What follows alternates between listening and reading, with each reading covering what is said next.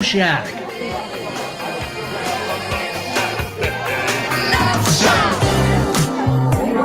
Hey, welcome to the Love Shack. It's a little old place where we get together, explore fresh perspectives, and eavesdrop on juicy conversations and uncover the mysteries that nobody wants to talk about, but absolutely influences our relationships. If you are struggling with your special someone right now, this show is dedicating to helping us rescue our relationships. I'm Stacey Bartley, and I am here with my co-host and lover, Tom. Together for the past decade, we've been teaching and mentoring couples from around the world with the sole purpose of helping them to create and experience love for a lifetime in their relationships, both with themselves and others, with sound principles and skills. Thank you so much for taking some time to listen in and be here with us wherever you might find yourself Absolutely. Today. Thank you very much. Episode 57 inside here, the Love Shack. Again, thank you for gifting us your most precious resource. Got my tongue tied there, which is your time, and a important shout out to our veterans. It's, if you're listening live or if you're not, it's Veterans Day today, November 11th. So we have family members that have served proudly and are currently serving. So again, thank you very much to whomever, those out there that have served, either past or present. Thank you very much. Well, that kind of ties into our conversation today. We are going to be talking about how to support your partner that's going through a rough patch. This comes up. It's going to happen. It's inevitable. And in our relationships, we have a tendency to think that if we're going through a rough patch, that somebody's done something wrong, that we've done something wrong. Or we've picked the wrong partner. So there's a big problem here. And that's what we tend to go to. So managing the emotionally tough stuff is hard. It is. It just is. And we need to tell the truth about that. Worrying about our relationships falling apart, experiencing money stress, health problems, fertility issues, job stress, kids stress, bringing on job dilemmas, arranging childcare. The list that we worry about is never ending. And it really is. We can find ourselves in some very interesting circumstances. So how do we get through tough times? And how can we be a supportive partner when our significant other is the one that's going through a tough time? Or maybe we don't, maybe we're going through a tough time and our partner's not, really wanting to help us. Yeah. We all know that the hardest times in our relationships happen when our partners or ourselves are going through a rough patch. And whether or not it's you or your partner going through the rough patch, it's going to affect your family and your relationship. It's inevitable. So it's important for us to know how to navigate through these difficult things. So today in the Love Shack, I want to invite you to continue to eavesdrop on a conversation that we're going to have with our incredible guest, Julia Nicholson. She's going to talk with us about empowering ways that we can not only manage the difficulties in our lives, but how we can use them to our advantage. Julia is a TEDx speaker and an experienced executive with a history of successfully leading not only people, but organizations through challenging environments.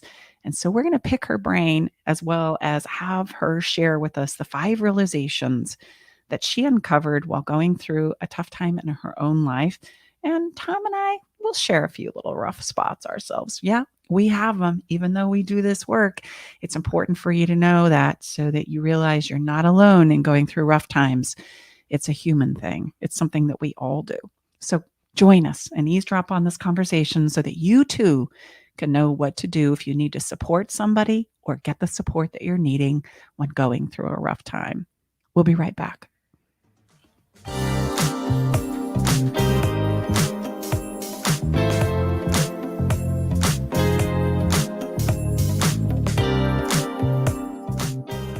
Here's what one of Stacey Bartley's clients says about working with her. Working with Stacey has been life-changing in a very magical way. I wanted to work with Stacey when I left a long-term marriage because I didn't want to repeat any of my relational, how would you say, unhealthiness. I'm so amazed how she has taken her experience and wrapped it into her own program, a program that is designed specially for you, for anyone that moves forward with her. She's unique, she's profound, she's magical. She has a love for others that is unmatched, and it would be a gift to yourself to work with Stacy. Learn the simple 3-step system to rescue your struggling relationship by registering for Stacy's brand new free workshop. Reserve your seat by going to stacybartley.com/workshop. Hi, I'm Nathan Mum, host of Tech Time Radio with Nathan Mum on KKNW. Tech Time Radio's live show is Saturday from 4 to 6 p.m. And you can always check us on the web at techtimeradio.com. Our segmented stylized radio gives you the breaking news before it hits mainstream media. Join myself and Mike Corday as we'll make you laugh. That's good. So, Hooked on Phonics worked for you, didn't it? It did, just a little bit. And learning something new in technology. Join us Saturdays, 4 to 6 p.m. and Thursdays from 6 to 7 a.m. The technology show for the everyday common person. Are you ready to venture off the beaten path, expand your mind, raise your consciousness, and open your heart? Allow me to entice you with interviews with amazing souls from around the world. Indulge in history, mystery, science, and spirituality. There's weekly skin tips, live esoteric readings, and answers to life's burning questions. So come join me, Sakura, your host, intuitive medium and spiritual hypnotherapist, each Wednesday at 2 to 3 p.m. right here on KKNW for Love from the Hip. Exploring new territory every day. This is Alternative Talk 1150. Welcome back, everyone. We're Tom and Stacy Bartley inside the Love Shack, episode 57, and we are going to step right into the heart of the matter. Yeah, we're going to tell you about Julia Nicholson. She's going to help us eavesdrop on a conversation here, or you get to eavesdrop on a conversation that we're going to have with her about how to help ourselves or a loved one through a rough patch. This is a reality. It's something that we're all going to go through as in this human experience. And right now we seem to have a lot of bumps in the road. You know, it kind of reminds me of the ski slope that you kind of go down in the wintertime. Those moguls. Yeah, where there's a ton of them and you're like, whew. Sometimes they feel and look like mountains. Yes. Julia Nicholson, she's a TEDx speaker. She's an experienced executive with a demonstrated history of successfully leading organizations through challenging environments. She's skilled in strategic planning. She's the board of governance. She's an entrepreneur. She's fabulous at communication. She's the executive coach that oftentimes is called in. She's also a graduate of the University of Denver with an MBA, as well as the University of Missouri with a BSBA. So she's got a lot of experience in this. And, you know, when I met Julia, the thing that I really admired and appreciated about her the most was that not only does she teach these skills and lead these skills through organizations and corporations, but she's also lived through some difficult, rough patches herself. And so we're so excited to bring her onto the show today. And she also has what she's developed as the 5 realizations that you uncover while going through a tough time that has helped her weather her own rough patches as well as lead organizations. Julia, welcome to the show. It is so wonderful to have you here. I have been so excited for our conversation. And the wonderful thing about Julia, too, is her and I don't live very far apart. So that's, you know, out of our wonderful guests from around the world, it's fun to find one that's just like right here in our backyard. Great to have you here. Thank you very much. I'm really excited to be here.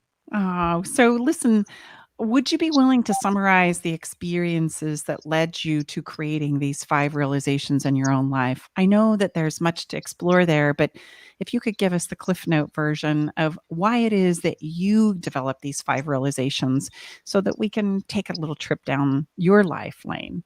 Sure. I think probably I'll start with the first biggest challenge that I faced at 18 years old. I was hit head on by a drunk driver on a deserted 2-lane highway, and I should have never, ever lived to even tell the story. And a lot of challenge at 18 years old to instantly, I mean, the drunk driver was going well over 90 miles an hour, and I took the full brunt of the impact sitting in the front passenger seat. And so at 18 years old, I instantly lost my physical appearance. At the same time, my self-confidence, my self-esteem, my self-worth. And I was in a place where I didn't want to live anymore. I didn't want to go on. I didn't see any future that would have been something that I would be even looking forward to. And that's kind of where my life experience started, if you will, with some of the challenges that life throws at you that you can't avoid. And I started to learn through that one situation as more and more things happen in my life that I refer to as its. Everybody has an it. a loss or an unwanted challenge or change in their life that impacts them. And what we don't realize is when we don't process these in a productive way and learn something from them to use going forward, they start to weigh us down and they impact every relationship in our life, and they impact the direction and quality of our life going forward. And I recognized at 18 that there's a big difference between not wanting to live anymore and not wanting to live like this anymore. I didn't want to live in that darkness. I didn't want to live in the sadness. I had isolated myself. I had withdrawn literally from everything and everyone. I didn't want to leave the house. I didn't want to go out. And when I realized, wait, I don't want to live like this anymore, but I still want to live if it can be better. Right. And not too long after that car accident, even though my physical injuries were healing, but inside, emotionally, mentally, I was a wreck. And I didn't realize I was still struggling with a lot of the challenges that I really faced because of that car accident and all the things and the messiness that was going on inside. And so less than 2 years after that car accident, I got married. And no one should ever make a major life decision when you're struggling with that grief and that guilt and that mental challenge, and emotional challenge. And that marriage turned out to be just as devastating as the car accident. And after enduring 5 years of abuse, I filed for divorce. And that was a big challenge because I had lost what little self-esteem and self-confidence that I had started to rebuild. But now I had a 3-year-old and a 3-month-old. And so I put guilt and blame on myself too, because this was now a decision that I made that made my life a bigger challenge. So I struggled with trying to raise a 3-year-old and a 3-month-old on my own, and got a full-time job, some part-time jobs, and went back to college. And life was going on pretty good as I'm still trying to figure out. But all this while, people were asking me, how did I do it? How did I overcome the challenges at 18 years old when you're facing so much is important to you that have to do with your looks, and that self-esteem and self-confidence is so huge. And now to have it torn from me again in an abusive relationship. And I didn't really have an answer for them. I just knew that I did. And I'll fast forward now, multiple losses and its and changes in my life and challenges. But I'm just trying to hit the highlights for you. Then I wind up graduating. I had a master's degree, a bachelor's degree. I had 2 happy, healthy teenagers 12 years later, and a CEO of a really large company. Life was great. And then I met Keith, and life turned into spectacular. And he had been through a lot of challenges in his life too. And so we really thought at this point, this was going to be our happily ever after. Well, unfortunately, that didn't last very long. Less than 2 years into our marriage, another it happened. He had a motocross accident, and he was found unconscious on the track and critically injured and paralyzed from the waist down. And our life together changed dramatically. It wasn't the happily ever after that we thought. And then 4 years, a little over 4 years after his accident, another it happened. Keith took his own life. And in a split second, my entire world shattered again. And here I am, just continually feeling like the hits just keep on coming. And how do you get any semblance of balance or ability to process it when they just keep coming? And it really forced me to take a step back to be able to answer people. How did I have the career success that I had that was so improbable, coupled with the tragedy and the challenge and the change in my personal life? And so I really took a step back and started to think about, how did I do it? And I recognized when I really took a step back and started thinking about it, it was the same 5 things, the same pattern, even in a different order, with the same realizations that allowed me to process whatever was happening in my life in a productive way, and learn from it and integrate what happened, because we can't leave it behind. When there's something that happens in our relationship, in our life, whether it's personal or professional, it becomes a part of you. And the challenge is, so much of the time we don't realize we get to decide what part of us it becomes and what part it will play. And so I recognize that what I was able to do when I discovered this is, each time, whether it was an argument with a spouse, whether it was a challenge with my child, whether it was something in a professional environment in an organization, I used these same 5 pieces of this framework every time to be able to process it productively. And I think that is what made all the difference for me. And now when I look at it, it's easy, right, when you look back, But what was out there in the conventional wisdom world didn't work for me. And that really required me to think about what did work, because loss in your life when you're facing an uncertain future is very different than the conventional wisdom out there when it's a future loss of your life. Wow. And those stages. So that, in a nutshell, is some of the things that I've experienced in my life. Well, there's a couple of things that I just want to point out here. Number one, there's a difference between healing my physical wounds and my emotional wounds. And this points to the reality that we really have a physical body and an emotional body, and they deserve care, and they will both heal, right? If I give them the ingredients with which to support that. And thankfully, they work very similar. In our work, we spend a lot of time helping people understand that these are two very real entities within inside of ourselves. And you've so highlighted that beautifully. The second thing that I want to point out is that we can do tough things, right? We really can. We can go through very difficult, rough times. And if we have and I can't wait to hear your 5 realizations, but yet the things that we go through always contribute to who it is we are and who we are becoming. And every time I hear your story, Julia, it reminds me of a wonderful artist, Jeff Goins, who wrote that stopped me in my tracks.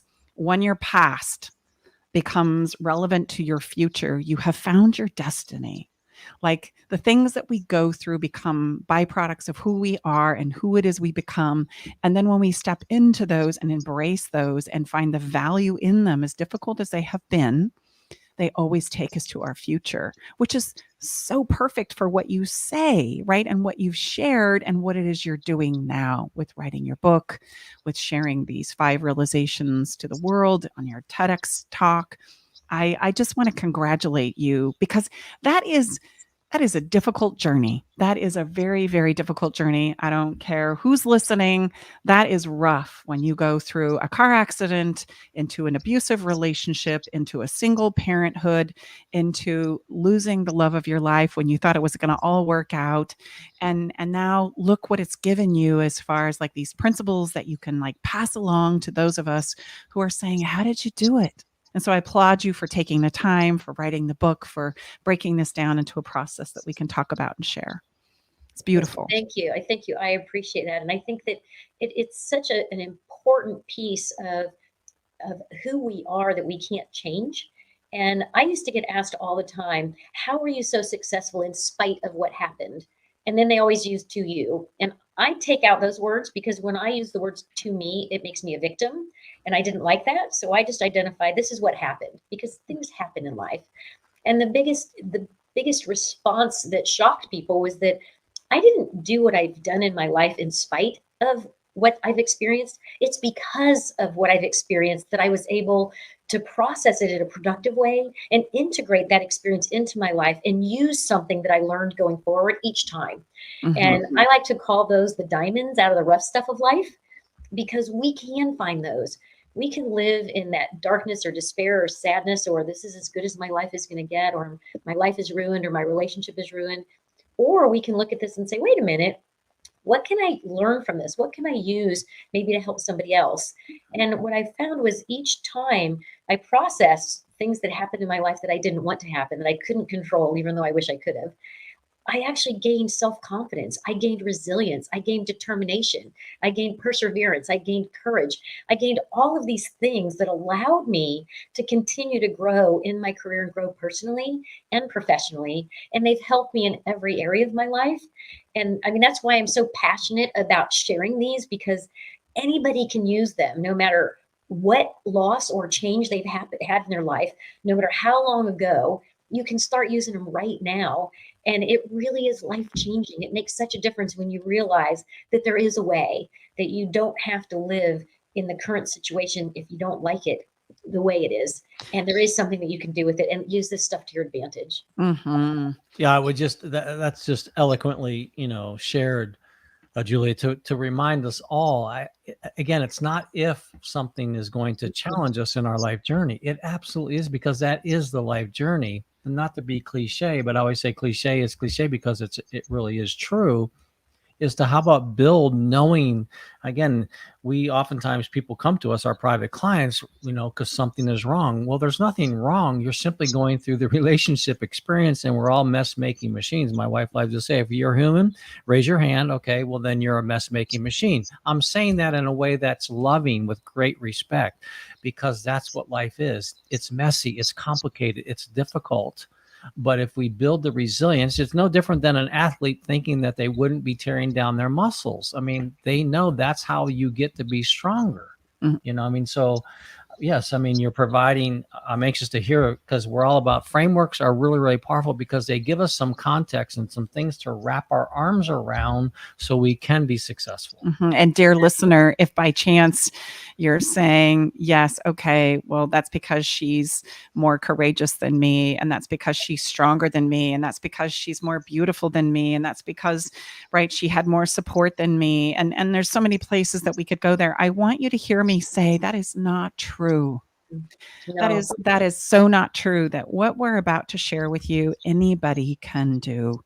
And it's so important that we can overcome and do difficult things, regardless of who you are, where you come from, what you've been through.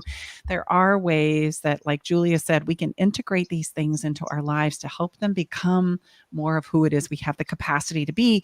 In fact, I would say, as I look back over my messy, haphazard relationship experience, that's what makes me passionate about what it is I do, that if I can do it, so can you.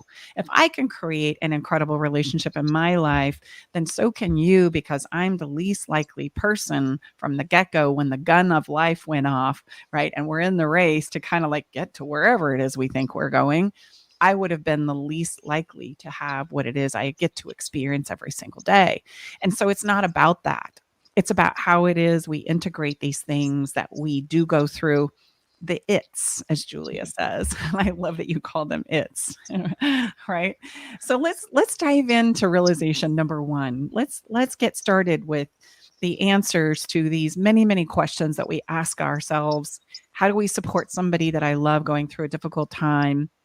What is it I do when my partner or my special someone doesn't know how to support me?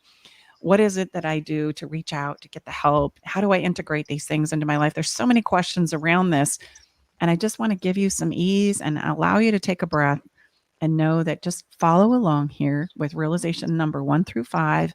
And we're going to find and talk about all these incredible answers to your very important and heartfelt questions. So number 1, realization number 1.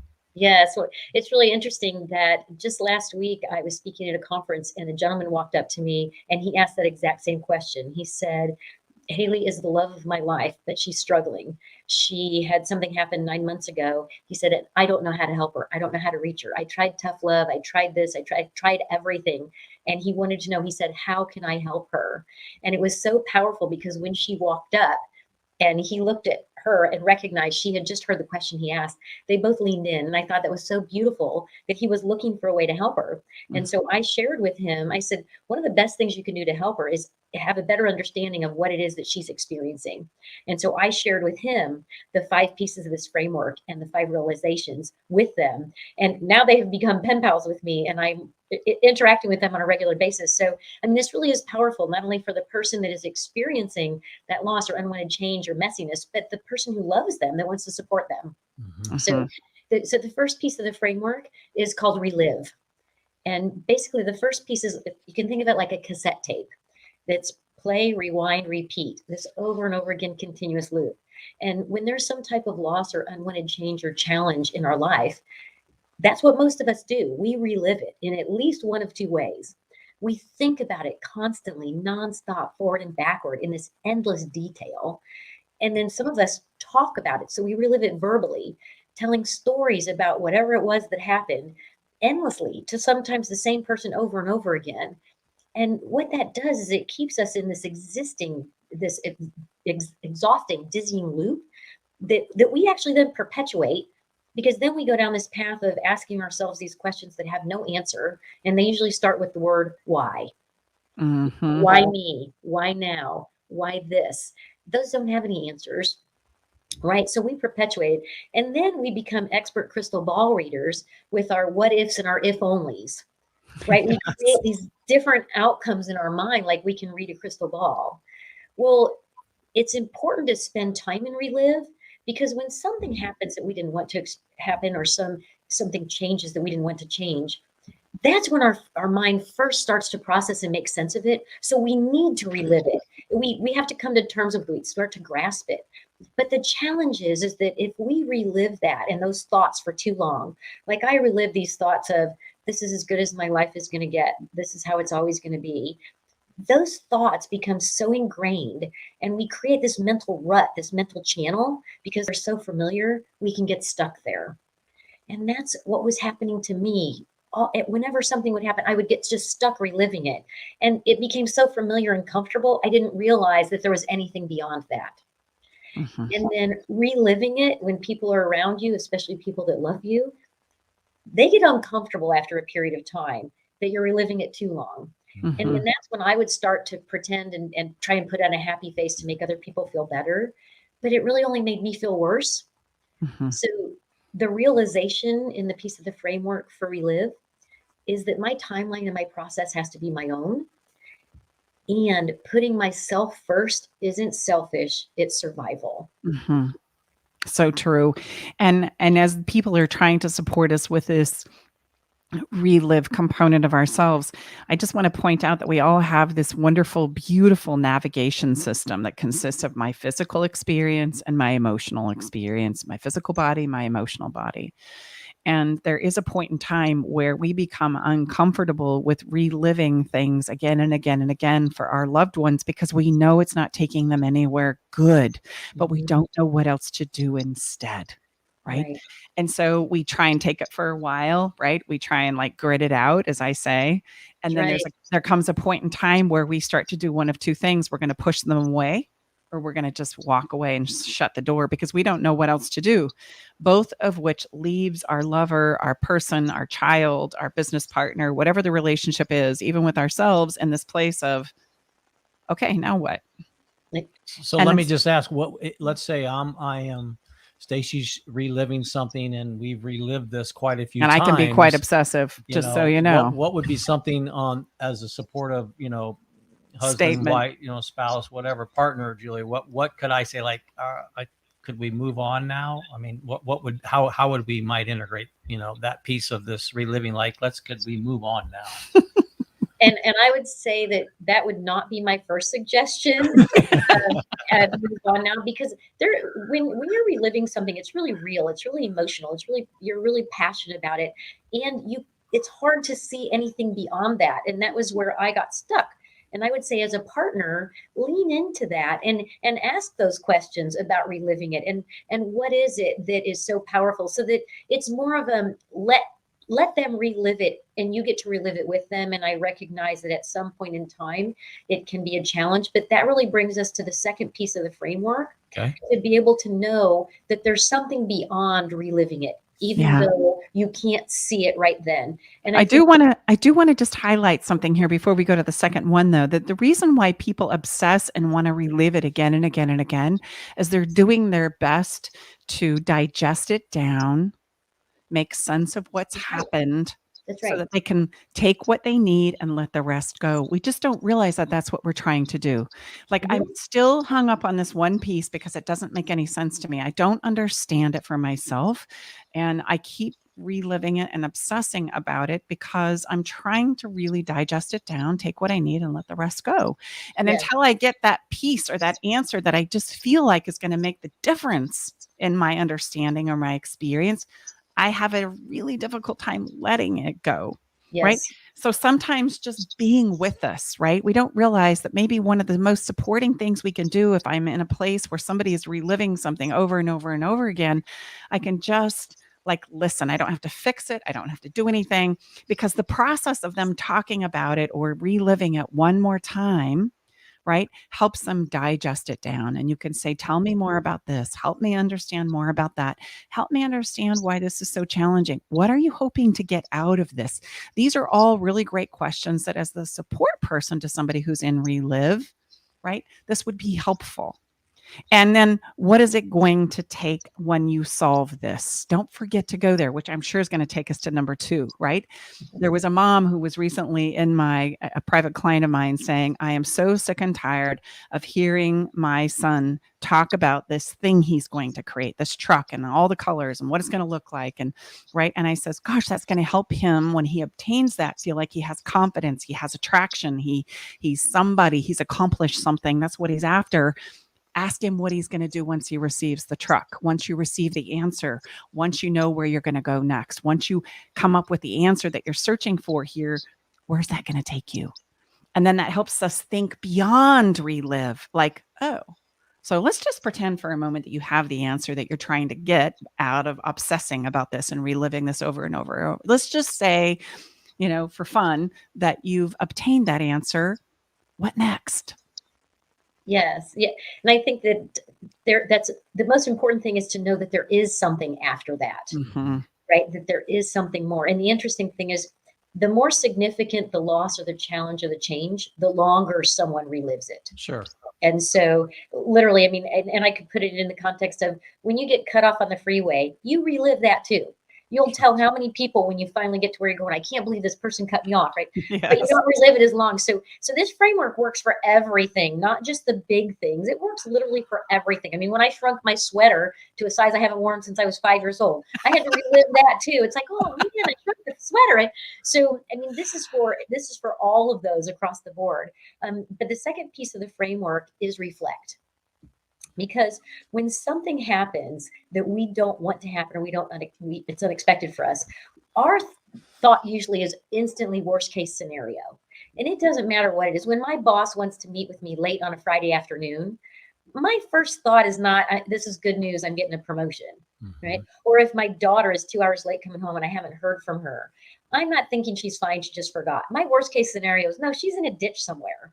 Right. Well, the challenge is, as human beings, we're all hardwired for that negative bias thinking. And we don't even recognize it because it happens without any conscious thought or any active part on our own. But that negative bias thoughts, if we never challenge or question those or even think about it, that's where we'll stay, which is why we get stuck in that relive. And our mind does that intentionally, right? We were hardwired that way for survival thousands of years ago, but our environment has changed. So we don't need that survival mechanism like that anymore, but our hardwiring hasn't. So in the piece of the framework for reflect, it's literally consciously taking a step back and saying, is there any other way to consider this? Any possible other way to look at it?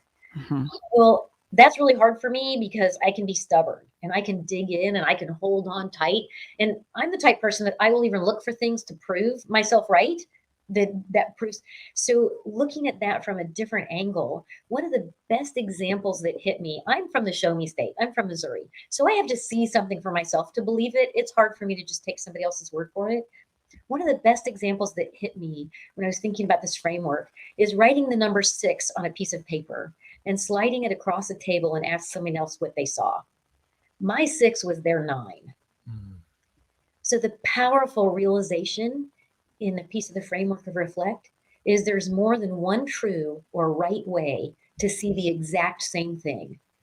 Other ways are just beyond what we currently believe. That opens up a whole realm of possibilities to be able to say, there are more ways that are just as true or just as right. What are those? And will those serve my purpose better? What is my purpose? What am I trying to do? Right? And if I'm trying to move forward, if I'm trying to process it, if I'm trying to learn something from it, what other ways can I look at this? What other ways can I see it? I love that because, one of the principles that we teach is we learn by contrast of our experiences, something along the lines of that was something that was really hard. And this is something that works for me. That's an example of contrast, or I don't want to ever do that again. I don't ever want to have to go through that again. So what do I want to go through? What is it I want to create? What are the moments that make my toes tingle, as we say? Yeah. And I think it's important in regards to what you're saying in regards to number 2 is when we reflect about it and challenge ourselves in regards to the many ways that we can actually think about what's happened to us. There's a profound quote, and I don't know who it's by, but I'm going to say it anyway. It's not mine. There's a profound quote that says, when we can find the gratitude in regards to whatever challenge has come our way, we now own it. We are the master of it instead of it being the master of us. That there's always a silver lining or a piece of good news, up to and including, yes, even the most challenging of circumstances and situations that we can find ourselves in. And I know when we're going through it, we don't want to hear that. It's like, oh, please, whatever, you don't know what I'm going through. But as we reflect in this position of number 2, then maybe is the time to say, okay, what about this, right, is serving me? What about this helps me understand things in my future, places I don't want to go, situations I don't ever want to be in, and things that I do now want to create that become more important and valuable to me because of this experience. And you wouldn't have had that without it. Exactly. And that's the irony of this, is that we don't want to go through these things, but when we do and we get something positive and productive out of it, we have something we could have never gotten without it.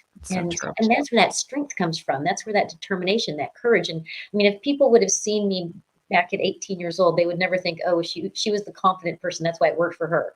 Not even close. And in fact, I was the exact opposite. And it's hard for people to recognize that this is the result of lots of it's in my life, and being able to use this framework and these realizations to my advantage, knowing, as Tom said, the stuff's going to happen. It just does. It's how we process it that makes the difference in our life, and what we can learn from it. And unless I told you, the thing that motivates me about teaching relationships and helping people value them as a very critically important part of their lives comes from losing my dad at the age of 7. Like, that is my driver. I realized at a very young age that that's the stuff that matters. There was nothing else I wanted as that casket lid shut. Right. Mm-hmm. And so then there was this realization that relationships, wow, okay, they're pretty important. Right. And that loss is what drives me. And we wouldn't think about that as being the driver for our lives, but those are where they come from. They come from very challenging, impactful, right, rough spots. Absolutely. It's interesting, Stacey, when you say that. One of the thoughts that I had in the car, and I was unconscious, I don't know how long, but one of the vivid memories I have as unconscious was pictures of faces of people flashing through my mind. And the one thing they all had in common was that I really cared about them. I loved them, but I never took the time to tell them, because at 18, you're supposed to hide and play with your emotions. You're not supposed to say anything. And I remember having the thought, I'm dead, but if I would have lived, I would change that. Oh, wow. That's what has driven me to do everything I've done, to now pivot to say, can I share this message, what I discovered, what I learned with the world, to make a difference in their life? Because I want to let people know there is more, there is better, and it is possible, and you have it within you. Because if I can do it, a little backwoods girl from Missouri, right, with no, I mean, I didn't have any help. My dad was in the Marine Corps, enlisted. He didn't graduate from high school. My mom was a secretary.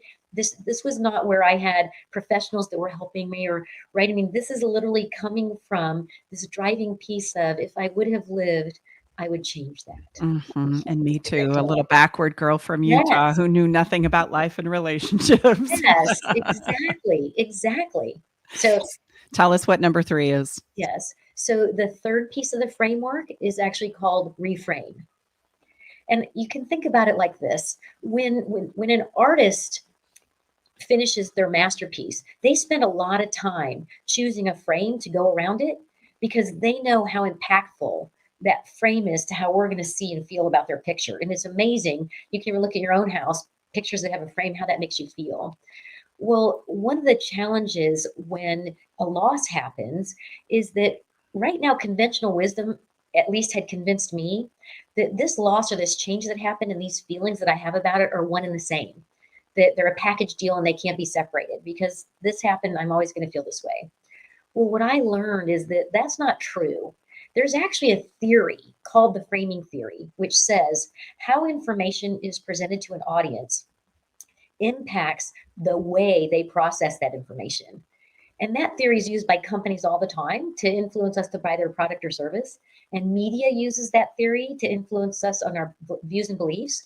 Well, I discovered that we can actually use that same theory for the loss or change in our life, because we can start thinking about our loss or our challenge and our change as like a picture, a snapshot in time that can never change. It's history.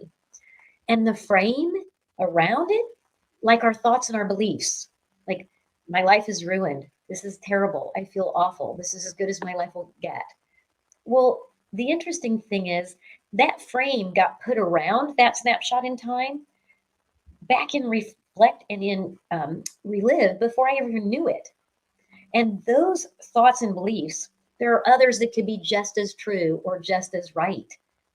And if I change the frame around that loss, like maybe there's something I can learn, maybe there's something I can use, maybe there's something I can share with someone else to help them. All of a sudden, I recognize I've been putting these awful frames around every loss or challenge or unwanted change, and they made me feel awful.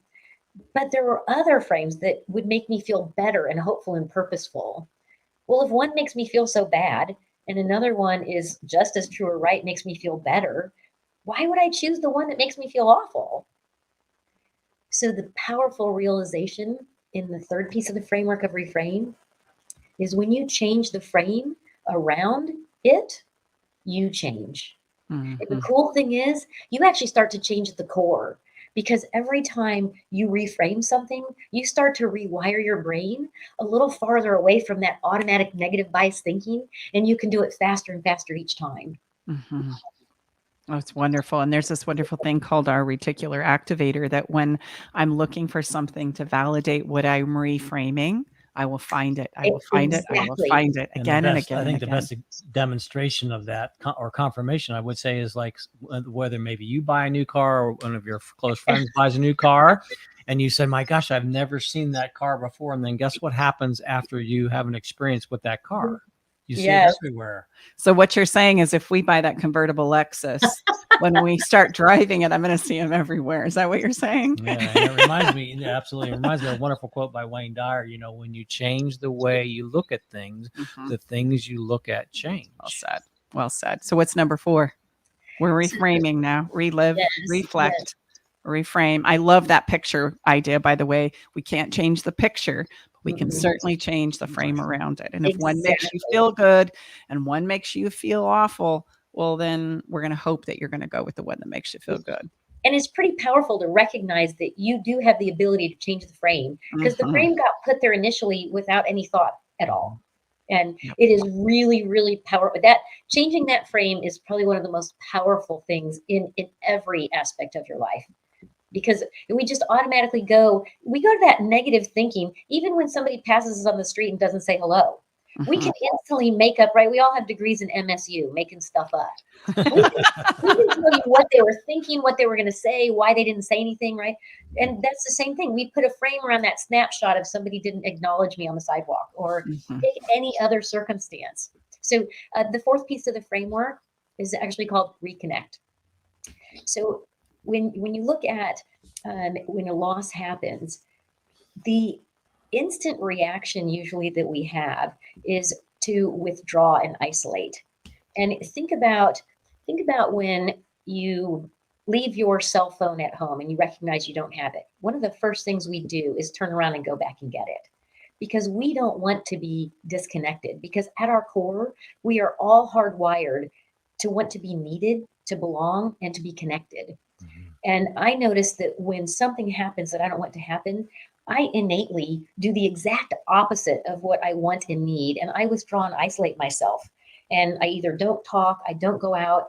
And I realized that isolating myself and disconnecting made me feel worse. It actually withdrew me from everything, such that I continued to perpetuate those same awful feelings because I was disconnected. And the interesting thing is, I didn't realize it until I started to look back that I had disconnected mentally because I was churning. I disconnected physically by withdrawing, and I disconnected emotionally. I didn't want anything around me. And the realization in Reconnect is that we are not alone. In order to do more than just fog a mirror and exist, we need life in our life. And Reconnect starts to look at that. How do we put life back in our life? And living it, as opposed to just existing, fogging a mirror. And I mean, I think about times where I get in an argument, and what do? I instantly withdraw and disconnect. Well, that's not really what I want. What I want at the end of the day is to be back together with that warm, wonderful, fuzzy feelings. But that can't happen as I stay isolated and I disconnect. And I'm just fogging a mirror, passing time. But not being alone and being able to identify, in order to do more than just exist, I need life in my life. And that's connection.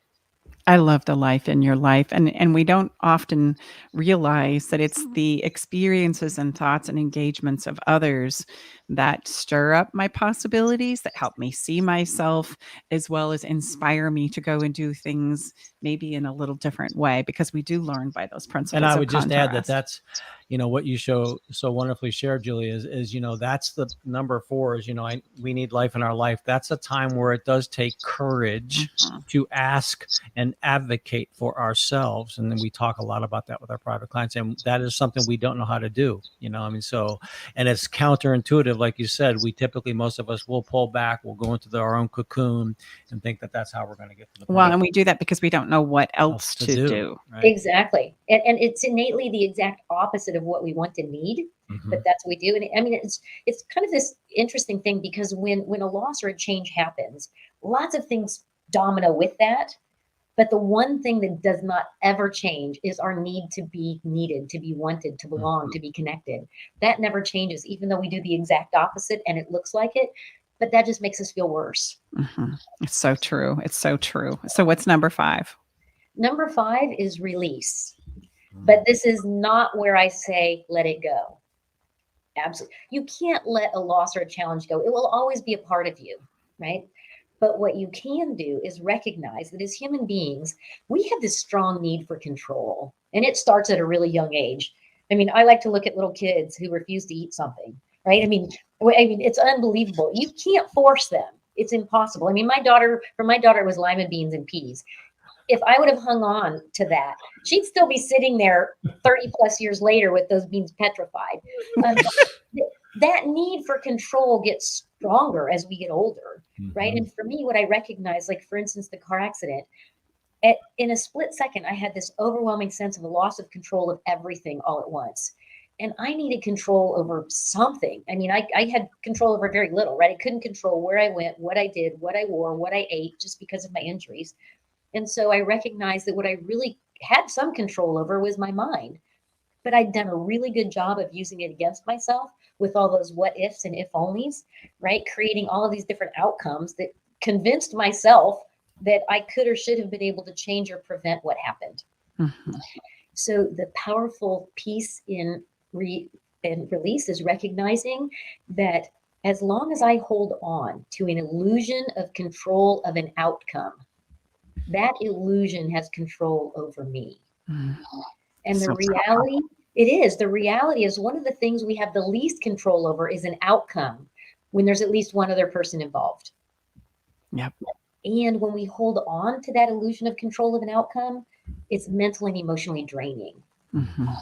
And so the realization in release is letting go of the illusion of control of an outcome sets you free from that guilt or that blame or that responsibility. And it gives you back that bandwidth and that energy to focus on things that you can control and change in the future.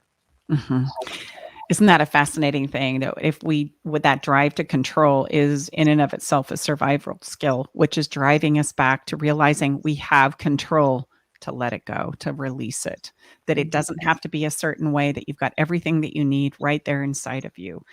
Go and see what that is, right?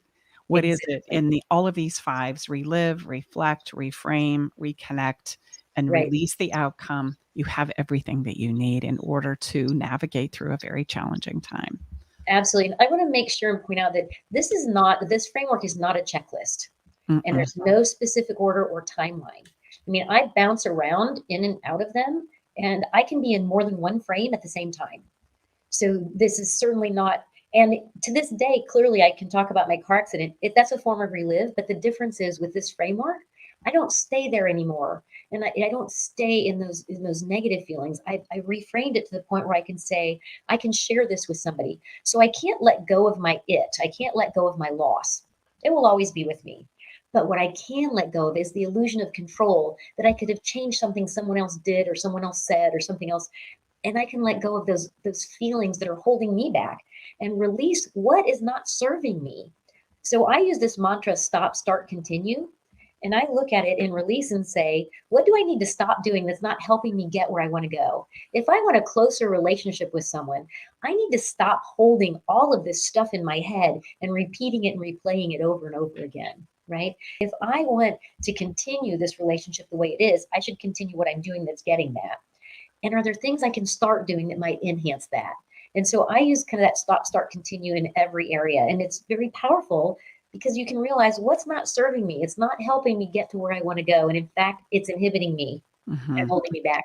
It's so true. Start and stop is really all we have. Julia, we've got to say goodbye, unfortunately, but I love what you've said and so many profound things. I know our listeners are going to have an incredible lot of things to consider and think about as they listen to our conversation today.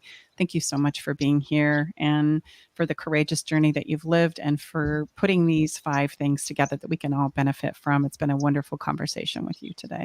Thank you so much, Stacey. Tom, thank you for giving me the opportunity. I really appreciate it. I love what you guys are doing. Keep going. There are so many people that need what you have to share.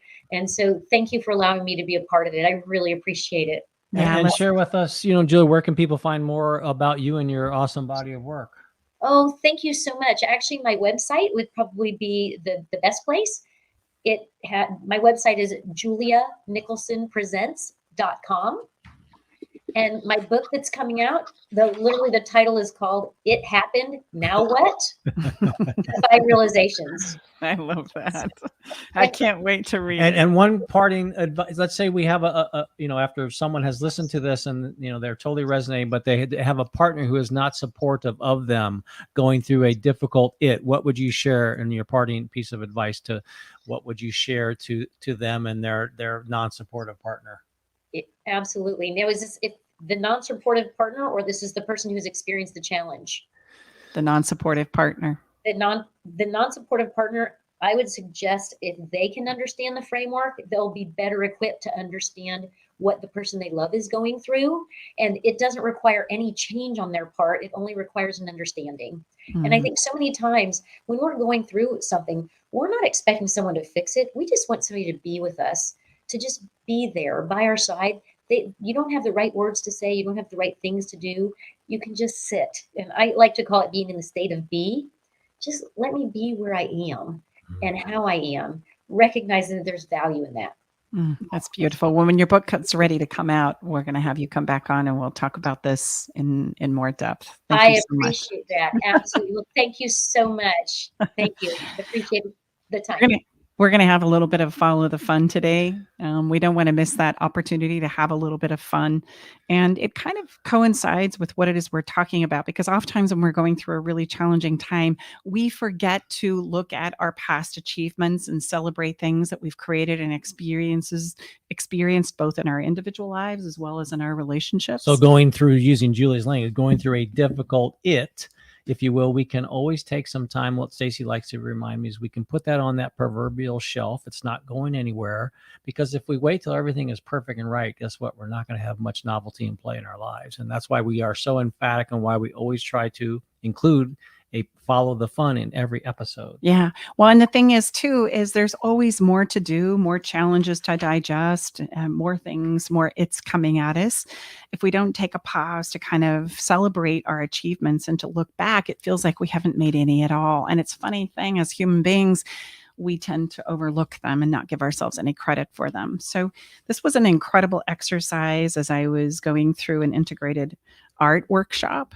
And so I want to share it with you today as our follow the fun. And I want you to take an 8.5 by 11 sheet of paper. If you're watching this, you can see this. If you're listening to Stacey's holding up a piece of paper and it's separated into 4 quadrants. I've just simply folded it in half and folded it in half again. And now I have 4 quadrants.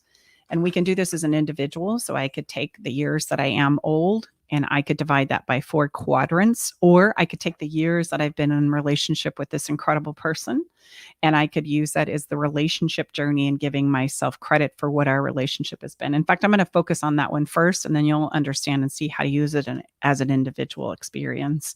So as I fold this piece of paper into 4 quadrants, I take our year. So for example, Tom and I have been together 12 years. I'm going to divide that by 4. And by 4, that means years 1 through 3 would be in the first quadrant, 4 through 6 would be in the second, and so on to the accumulation of our 12 years together. And then I'm going to think about the achievements and the celebrations that happened in our first 1 through 4 years, right? Like, what are some of the things that we did? And we can dialogue about these, which is very, very powerful. But in this exercise, I would encourage you to draw it. There's something that happens to our brains when we go there.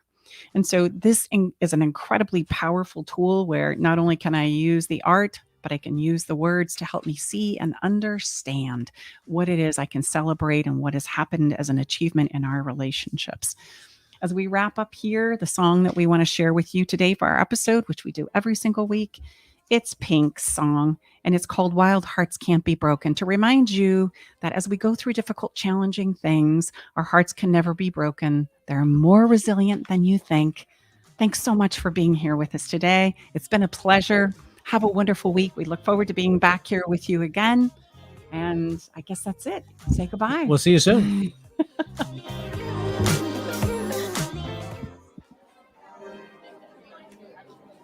Thanks for joining us today in the Love Shack. We hope you came away with something that made your toes tingle. To learn more about everything you heard on today's show, go to stacybartley.com/podcast. Love the show? Help us spread the love by sharing the show with others. Okay, everybody, time to go. We got to close the doors to the Love Shack for this week. You don't have to go home, but you can't stay here. Come back next week, though, and join us for another edition of Love Shack Live with Tom and Stacy Bartley.